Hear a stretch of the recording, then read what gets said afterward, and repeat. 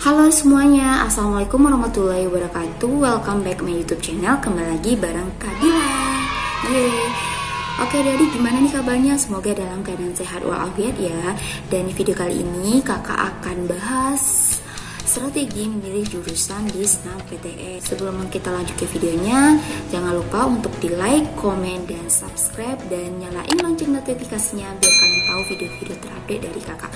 Kalau udah, kakak mengucapkan terima kasih dan kita langsung aja ke videonya. Let's check it out.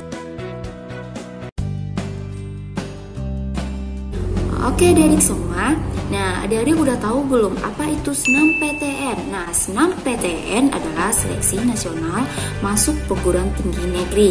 Nah, salah satunya lembaga yang menyeleksi itu adalah pihak LTMPT.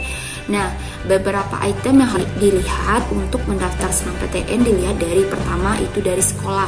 Misal sekolah yang berakreditasi A itu diambil adalah 40%, akreditasi B adalah 25%, dan akreditasi C adalah 5%. Wow, sangat sedikit sekali ya. Nah, jadi kalian harus bersaing di dalam sekolah sendiri atau seluruh siswa di Indonesia ini. Nah, jadi LTMPT juga menilai dari peningkatannya. Misal dari IPA itu dilihat adalah matematikanya, bahasa Indonesia, bahasa Inggris, fisika, kimia, dan biologi. Nah, untuk IPS adalah matematika, bahasa Indonesia, bahasa Inggris, geografi, ekonomi, dan sosial. Dan untuk jurusan bahasa yaitu adalah matematikanya, bahasa Indonesia, bahasa Inggris, sastra Indonesia, antropologi, dan bahasa asing. Dan untuk dari SMK itu dilihat bahasa Indonesia, matematikanya dulu, bahasa Indonesia, bahasa Inggris, sama kompetensi keahliannya itu yang harus dilihat. Nah, adik-adik sebenarnya untuk mendaftar SNMPTN itu ada beberapa syarat ya. Misalnya dilihat dari nilai rapor kalian. Nah, nilai rapor sama lulusan terbaik. Nah, jadi kalian jangan terlalu berharap untuk lulus di SNMPTN. Anggaplah SNMPTN itu adalah nilai bonus kalian setelah kalian belajar selama 3 tahun di sekolah. Nah, untuk yang dilihat nilainya di SNMPTN itu adalah semester 1, 2, 3, 4, dan 5. Nah, di sini kakak akan bagi strategi untuk memilih jurusan di SNMPTN. Oke. Untuk yang pertama adalah hindari lintas jurusan.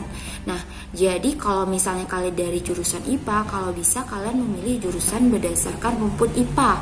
Jangan memilih jurusan di rumpun IPS-nya, kayak gitu. Kenapa?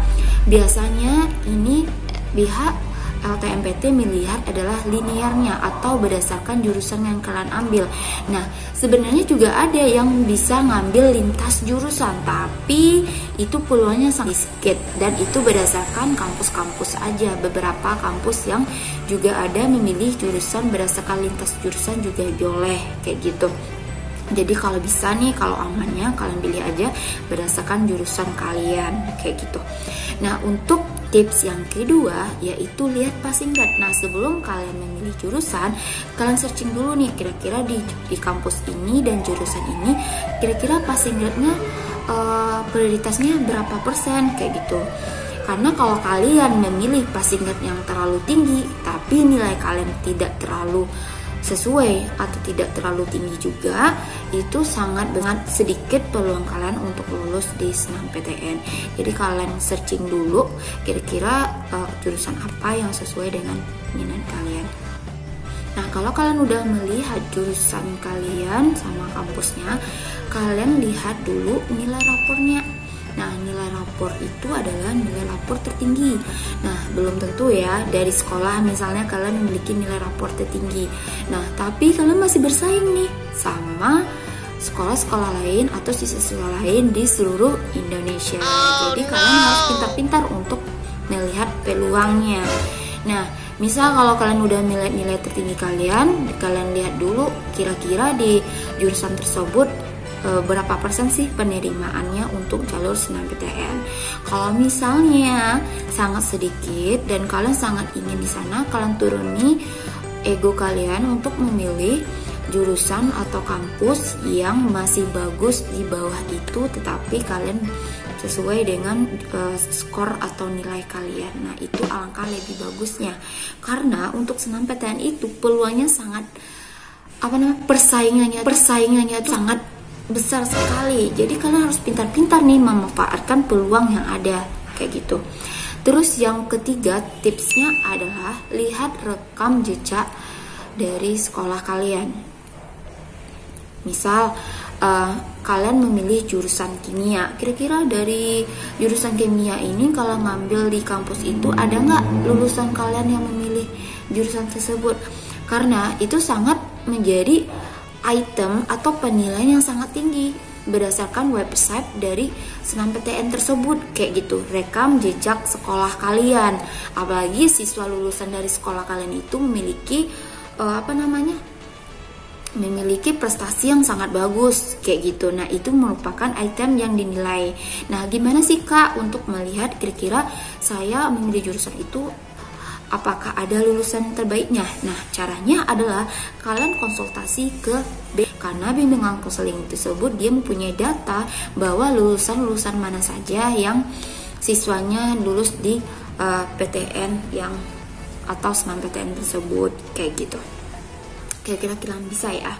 Nah, untuk tips yang kelima adalah setelah kalian mengetahui semua, kalian harus lihat kira-kira dari misalnya nilai kalian dari IPA itu yang tertinggi misalnya adalah kimia. Nah, dari kimia itu ya kalian lihat kira-kira dari kimia itu apa aja rumpun jurusannya. Kalau kimia itu bisa farmasi, teknik kimia, apoteker, lalu pendidikan kimia atau kimia MIPA. Nah, dari situ kalian harus pilih jurusannya.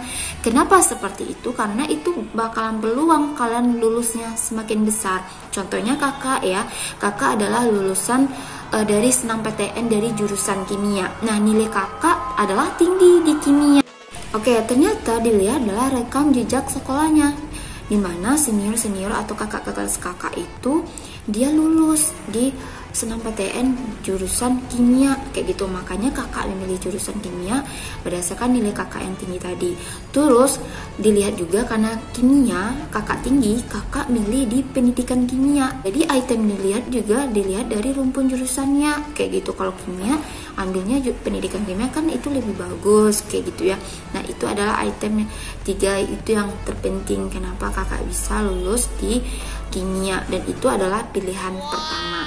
Jadi saran kakak buat kalian yang mau mendaftar SNMPTN, kalian harus memikirkan item-item tadi biar kalian berpeluang lolos di SNMPTN.